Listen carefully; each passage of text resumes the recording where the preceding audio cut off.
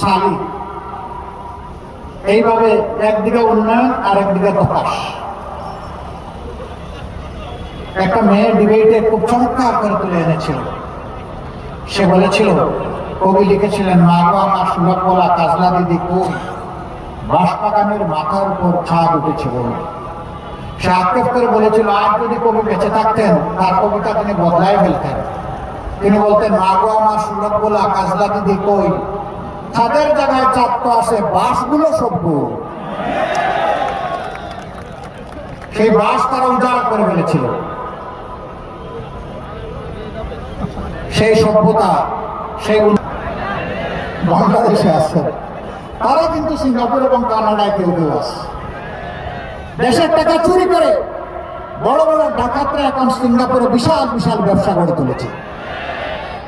তাদের জন্য সিঙ্গাপুর হয়েছে। দেশের টাকা লুণ্ঠন করে বিদেশে পাচার করে কানাডা টরন্টোতে বিশাল এলাকা নিয়ে বেগমদেরকে সেখানে পুনর্বাসন করা হয়েছে। বাংলাদেশের রসিক মানুষ নাম দিয়েছে বেগম পাড়া। অতএব তাদের থেকে কানাডা হয়েছে বাংলাদেশের জনগণের টাকা চুরি করে। 15 বছর যারা একসাথে রাজপথে লড়াই করলাম, নির্যাতনের শিকার হলাম, মজলুম হলাম, আমরা আশা করেছিলাম 5 আগস্টের পরে 24 সালে আমাদের মধ্যে আত্মপর্যালোচনা, আত্মপরিচয় আমরা খুঁজে পাবো। কি আমাদের দায়িত্ব এই জাতির প্রতি আমরা বুঝবো। মজলুম কারে বলে সেটা আমরা অনুধাবন করব। আর কারো প্রতি মজলুমরা আমরা কেউ জালিম হয়ে উঠবো না। এই জন্য প্রথম দিকে আমার একটা বক্তব্য ছিল, এটা নিয়ে তুলপাড় মহাসাগরে ঢেউ শুরু হয়েছিল। আমরা বলেছিলাম, এদেশের জনগণ এক জালিমকে বিদায় করে আরেক জালিমের হাতে দেশ তুলে দিতে চায় না। আপনাদের মনে আছে? আমার এই কথাকে মিথ্যা প্রমাণিত হয়েছে। এই এলাকায় ব্যবসায়ীরা আছেন, বাড়িওয়ালারা আছেন, আমি তাদের অনুচ্চ কান্না শুনতে পাই। তাদের ছেলে নাতি পুতার সমান। ওরা এসে বেটা দেবে কিনা বল, যদি না দেশ তাহলে কেমনে এখানে থাকিস আর ব্যবসা করিস দেখে নেব, বলে না? দিয়ে দোয়া দিয়ে ভোট দিয়ে আমাদেরকে একটা সুযোগ দেব। মহান আল্লাহকে ভরসা করো। আমরা ওয়াদা করেছি, চাঁদা আমরা নিব না, চাঁদা নিতে দেব না। আমরা বলেছি, দুর্নীতি আমরা করব না, দুর্নীতি আমরা সহ্য করব না। আমরা এই দেশকে লুটে পুটে খাওয়ার জন্য মসনদে বসতে চাই না।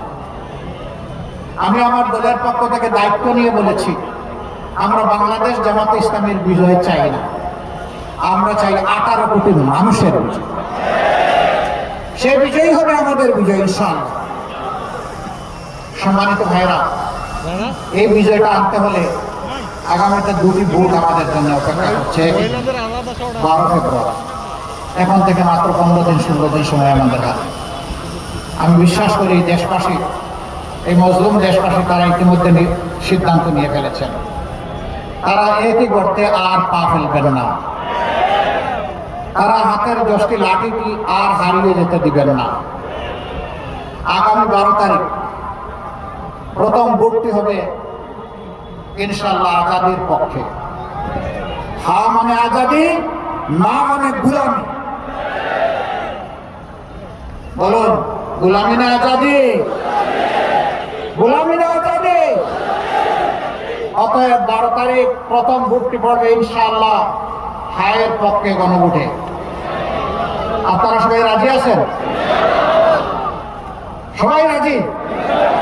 আলহামদুলিল্লাহ। এই কয়েকজন রাজি হইলে গণভোট পাস করবে।